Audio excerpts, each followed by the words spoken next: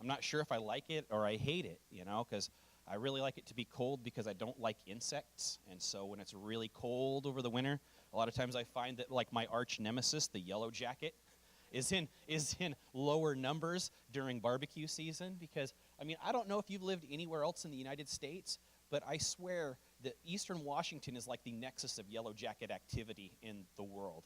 Like when I would barbecue in Tennessee or like Southern California or on the west side of the state, you could like leave meat out and, no problems, right? But here, oh my goodness. Like the moment you start barbecuing in the summertime, it's like yellow jacket attack.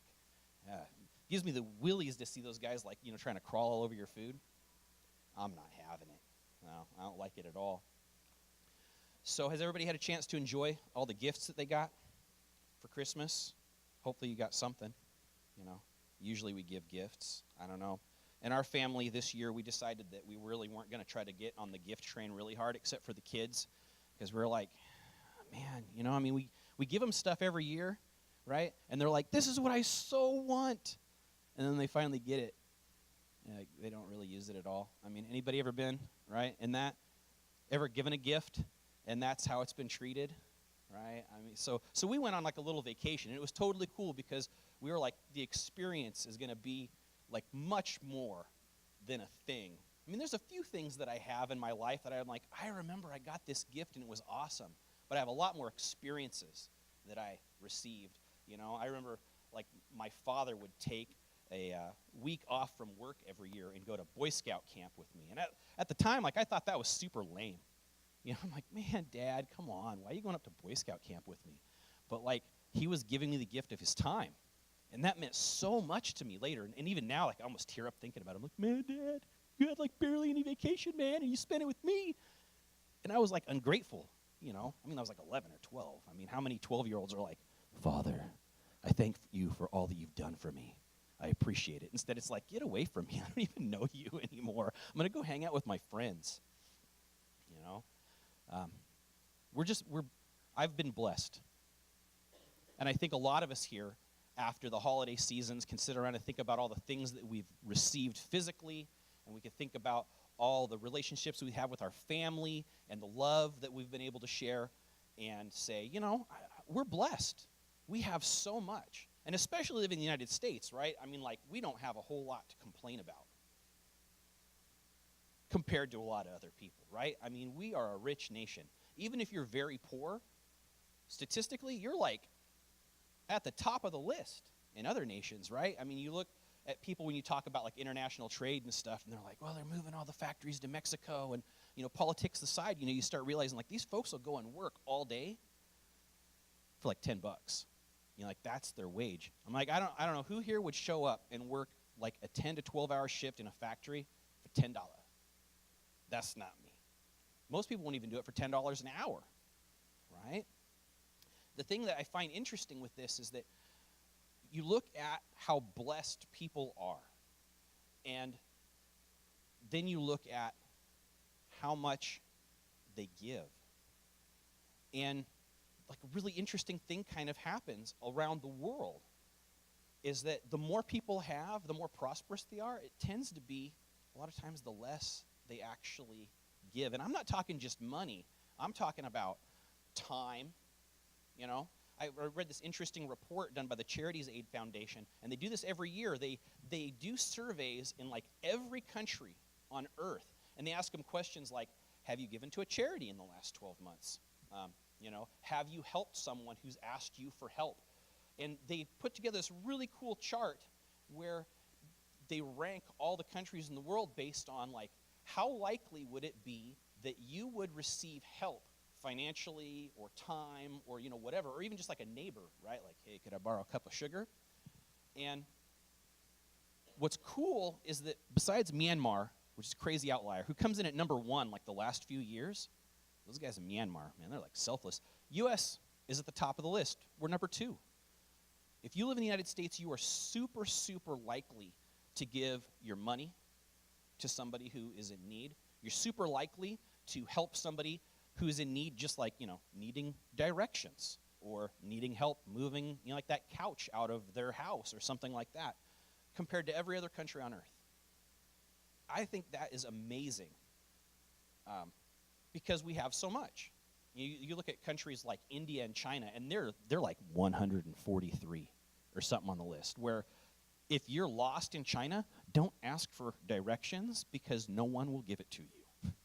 If you need a hand with something in India, don't bother because they're not going to go out of their way to help you out.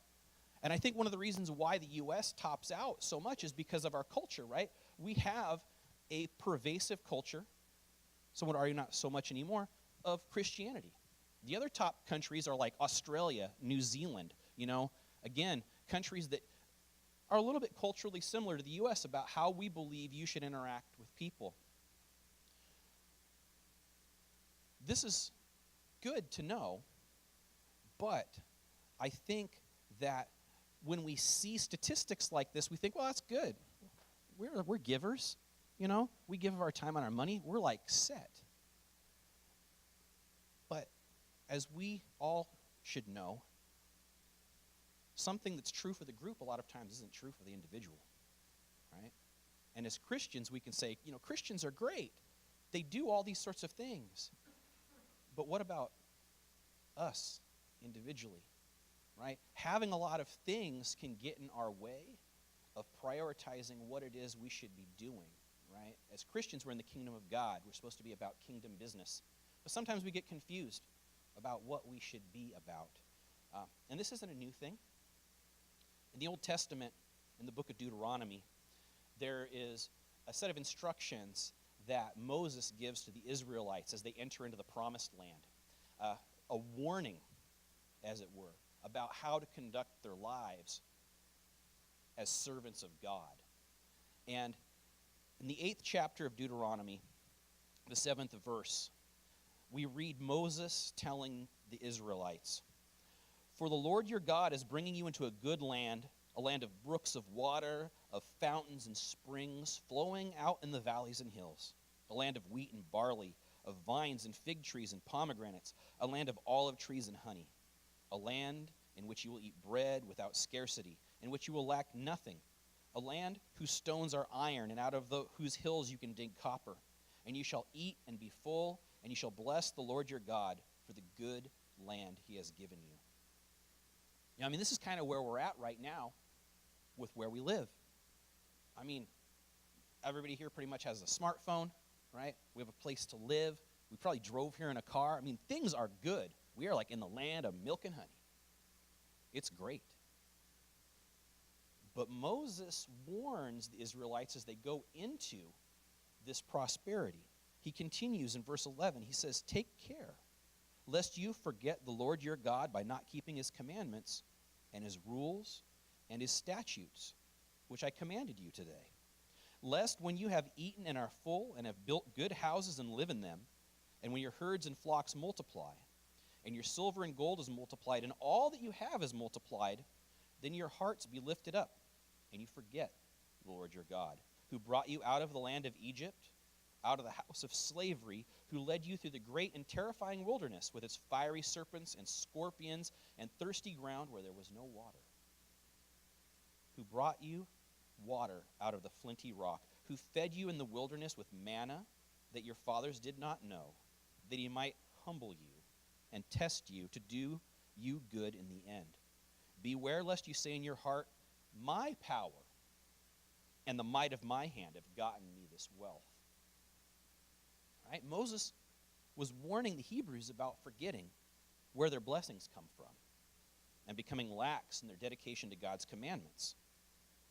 Right? This is something I think we can all relate to. When things are good, who needs God? I'm okay. I don't need any help.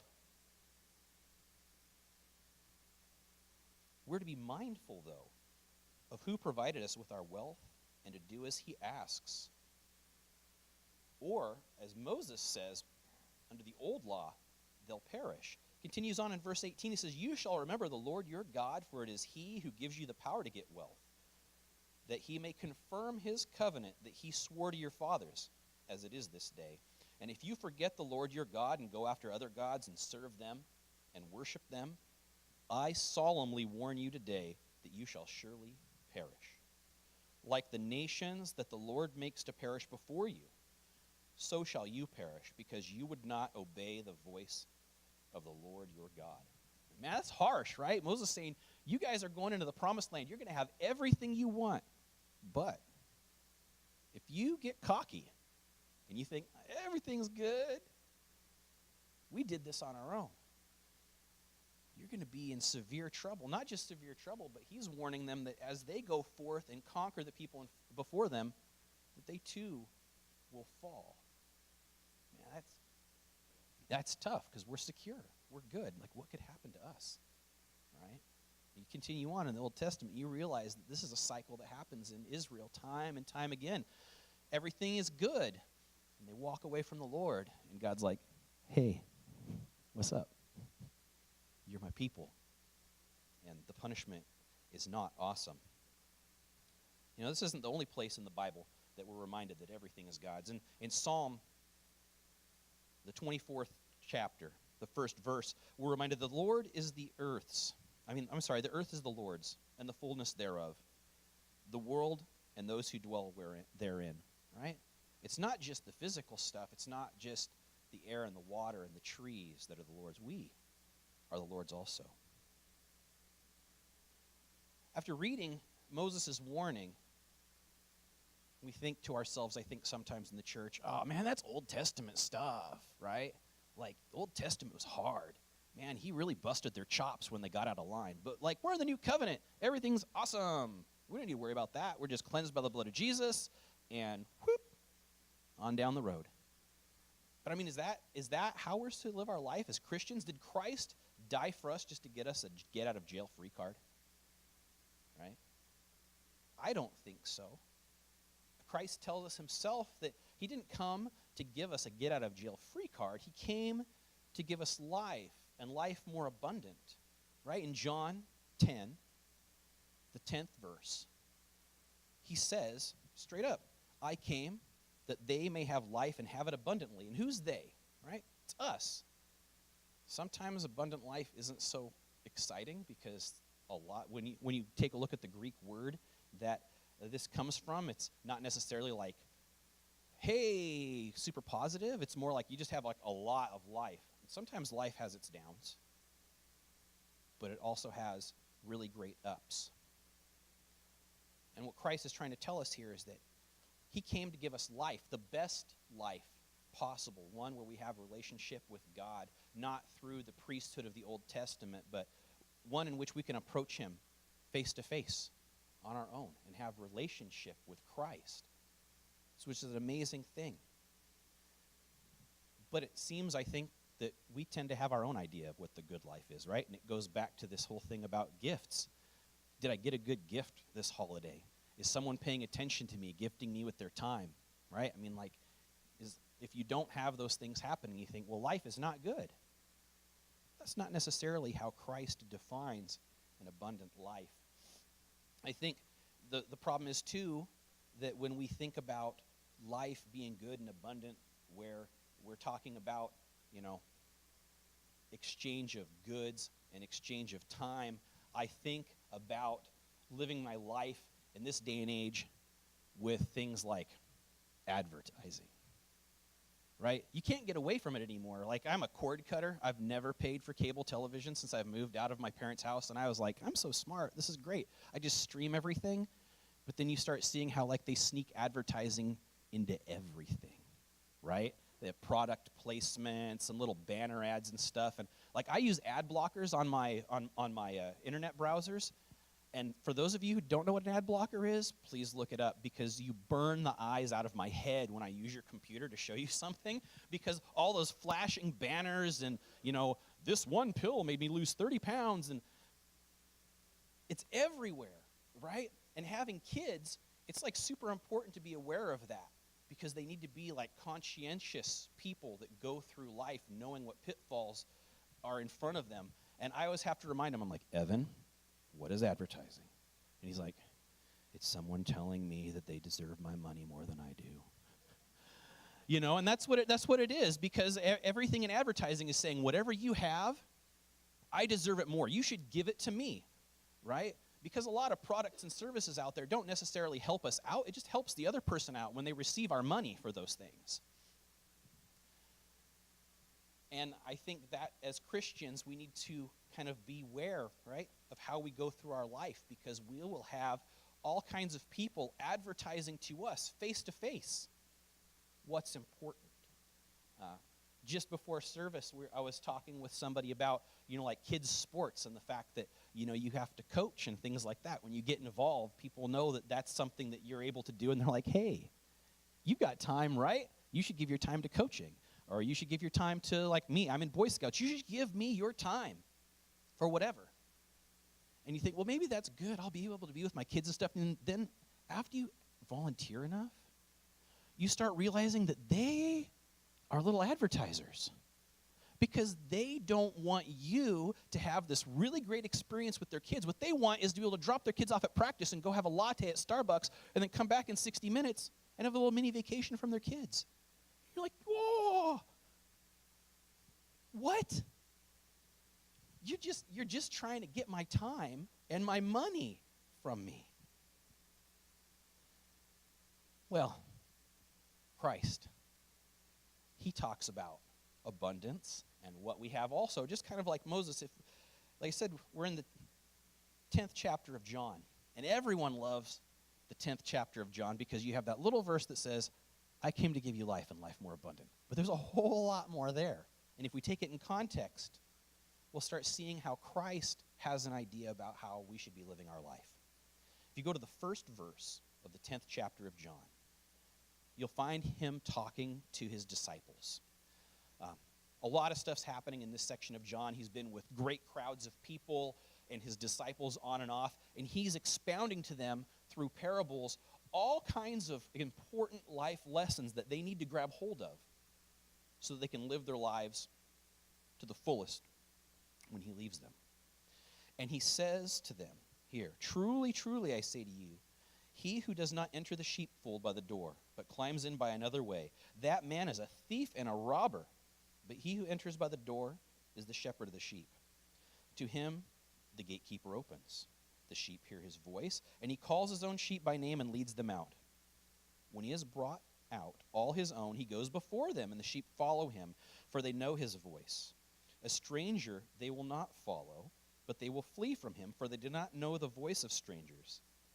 This figure of speech Jesus used with them, but they did not understand what he was saying to them. All right, that's pretty often. A lot of times we read the Bible and we're like, what? And the disciples were no different. They spent years with Christ, and sometimes he would say things to them, and they're like, what? And so he repeats himself again, and he says, so Jesus says to them, truly, truly, I say to you, I am the door of the sheep. All who came before me are thieves and robbers, but the sheep did not listen to them. I am the door. If anyone enters by me, he will be saved and will go in and out and find pasture. The thief comes only to steal and kill and destroy. I came that they may have life and have it abundantly. Right? Advertising. Right? Christ here is telling us, if you listen to me, what I want you to do with your life, everything's good because I'm looking out for you. I tend to where you stay. I lead you out and make sure that you're safe when you're doing things in your life.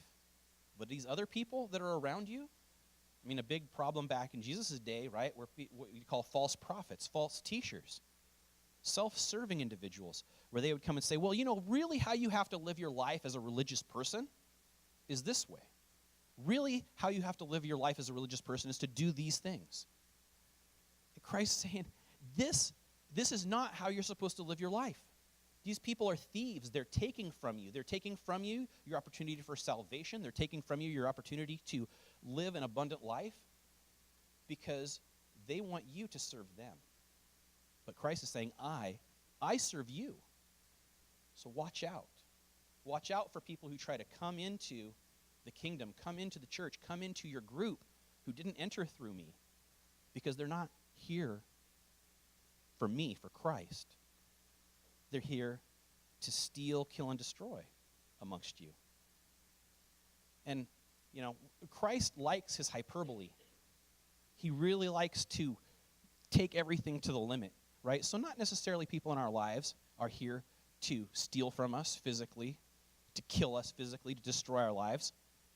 Sometimes, yes, but a lot of times what they're doing, right, is they're kind of getting us off from how we are supposed to live our lives as Christians, because they are not saying to us, live as Christ says. They're saying, live as I say. You see this a lot in our society because we have access to broadcast whatever it is we want to say at a moment's notice, right? Televangelists are everywhere. And so you can see people that speak for Christ that may not have Christ's best intentions for you in their heart because they are serving themselves. They're asking you to do things that are not for the kingdom, but are for them.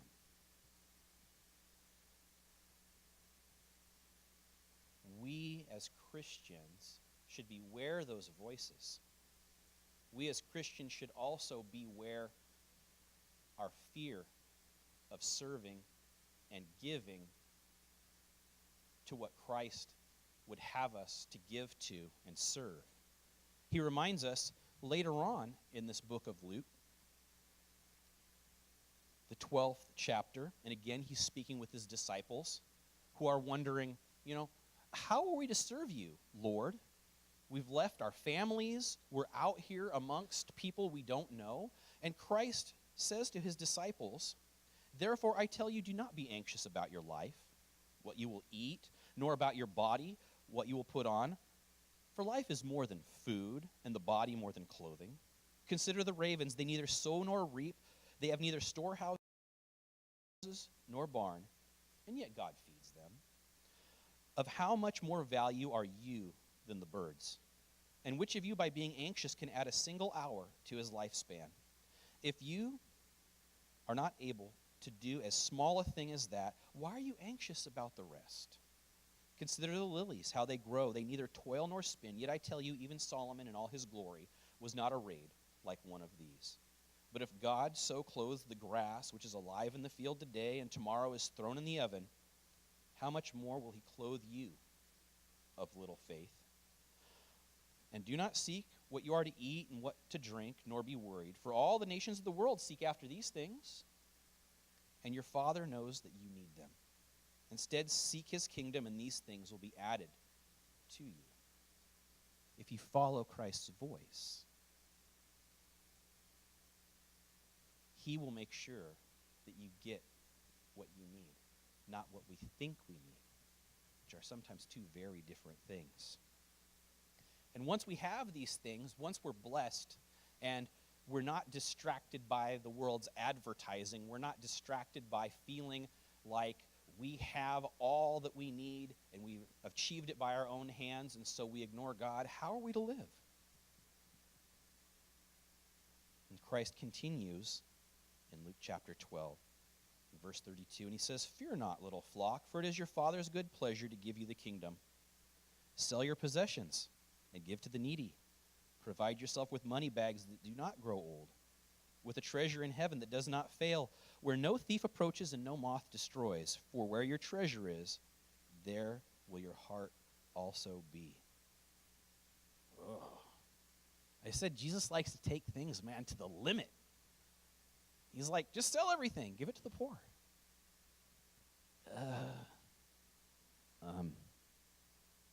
Yeah, that's not necessarily, reasonable. We need something. What Jesus is saying is like, man, everything that you have came from me. You don't need to worry. If you need to give, give. If you need to serve, serve. Because if you place your treasure, your value in me, you'll be fine. Don't be anxious. Do the Lord's instructions. What does that look like? To be that person who follows the Lord's instructions. Well, conveniently, Jesus is always on task, and he has continuity. I was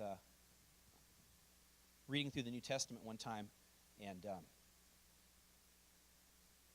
a lot of times people have those like chapter a day things where you say like, I'm going to read through the Bible in a year and I'm going to read a chapter. And I was discussing with a professor one time, like, what do you think about that, reading through the Bible in a year? He goes, that's admirable. That's really good. He's like, but what I would rather challenge you to do is to set aside some time to read a book of the Bible from beginning to end in one sitting. And I'm like, well, that's interesting. Why? And he goes, well, you realize these were all like pretty much letters written to people, especially the letters of Paul. He goes, they weren't meant to be taken piecemeal. He's like, they have an agenda. They wrote these for a reason, and there is a set of ideas that goes from the beginning through the middle to the end. And if you read the Gospels and all the other New Testament books that way, it can blow your mind. He goes, because you'll start reading stuff and go, oh, this thing he was talking about here, he talked about like 3 chapters ago, and he's like bringing it back around. And so we have Moses telling the Israelites as they go into the promised land, beware, serve God. Because if you don't, things can get dicey for you. And so now, Christ has just told us, don't worry. You have everything you need. God will supply it. And then he rolls on down into the 35th verse of the book of Luke. And he says to the disciples who are still there with him, he says, stay dressed for action and keep your lamps burning, and be like men who are waiting for their master to come home from the wedding feast, so that they may open the door to him at once when he comes and knocks. Blessed are those servants who the master finds awake when he comes. Truly I say to you, he will dress himself for service and have them recline at the table, and he will come and serve them. If he comes in a second watch or in the third and finds them awake, blessed are those servants. Right? I mean, he's saying like, as Christians, be prepared for me, because I'm going to come again. And when I come again and you're ready for me, it's going to be awesome, because we're going to be together, and I'm going to serve you as the master. But know this, that if the master of the house had known at what hour the thief was coming, he would not have left his house to be broken into. Also, you must be ready, for the Son of Man is coming at an hour that you do not expect. Peter said, Lord, are you telling this parable for us or for all? And the Lord said, who then is the faithful and wise manager, whom the master will set over his household, to give them their portion of food at the proper time? Blessed is that servant who his master will find so doing when he comes. Truly I say to you, he will set him over all his possessions. But if that servant says to himself, my master is delayed in coming, and begins to beat the male and female servants and to eat and drink and get drunk, right? Master's not coming home anytime soon. Man, we need a party. This is great. I mean, I have everything that the master's provided me. I just do what I want. He won't know.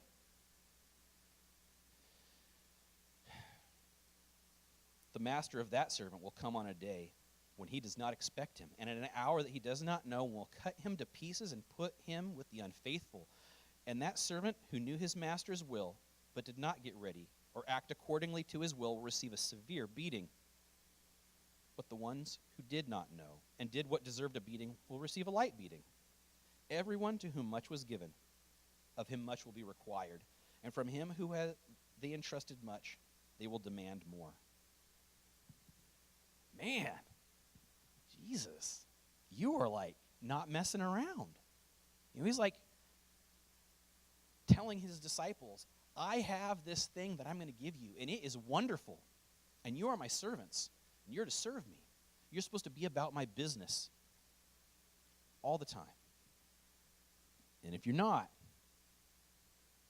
we're not like Moses where he says, man, I'm going to destroy you. But he's saying, it's not going to be good. You're going to be punished if you're not about my business. I mean, do we want to be blessed as Christians, or do we want to be punished? I personally like the blessing part. So, as we go forward into our new year and we think about what's important to us, I would like to say, please, don't listen to the advertisers, the people and the things who would say, I need your time, I need your time. You have plenty of resources, you have plenty of time, give some to me. Without first asking Christ, what am I to be about, Jesus? Is there something that I need to be involved with? Not just monetarily. Money is good. Money makes ministry go. Giving is super important. Paul talks about it all the time. He's saying, I am so happy that you've been able to support the ministry so that we can advance the kingdom of God as a physical church. But I think in our land of prosperity, where sometimes it's easy to give of our money more than our time, we need to ask Christ, where is my time best spent? And sometimes those decisions are hard, but that's all right. Christ didn't say that he came to earth to save us all and make everyone happy. He says multiple times that I've not come to make everybody have a nice kumbaya session. He says sometimes I've come to separate families, separate people from one another, because the priorities that you set as Christians will draw you away sometimes from those you love. Sometimes the thing that I'm going to ask you to do as your Lord and your Savior is going to be tough. But if you do those things, you'll be blessed. So as we go into this year of new beginnings, of reprioritizing our life, what are you being called to do? Don't fear committing your time, your energy, your finances to Christ. Because whatever you put out, he's going to bring back to you again and again. He says, if you serve me, you will be taken care of. It just may not be easy. Maybe some tears, because you're going to say, I can't do this anymore. I have to do something else because I've been called. And that's okay. That's okay. Because if we all let each other go with the grace of Christ to do the Lord's business, we may be upset. Your family may be upset with you. But in the end, it'll be for God's glory. And you'll not suffer needlessly. There's always peace and joy and reconciliation that comes when we walk with Christ. So the worship team's going to come up, and we're going to have a couple more songs. And as we sing these songs and we tell the Lord how much we love him, how much he means to us, reflect on what you're doing for the kingdom. Are we servants ready to do our master's bidding, or are we thinking his time is far off? We can do what we like. We can please ourselves because we have time.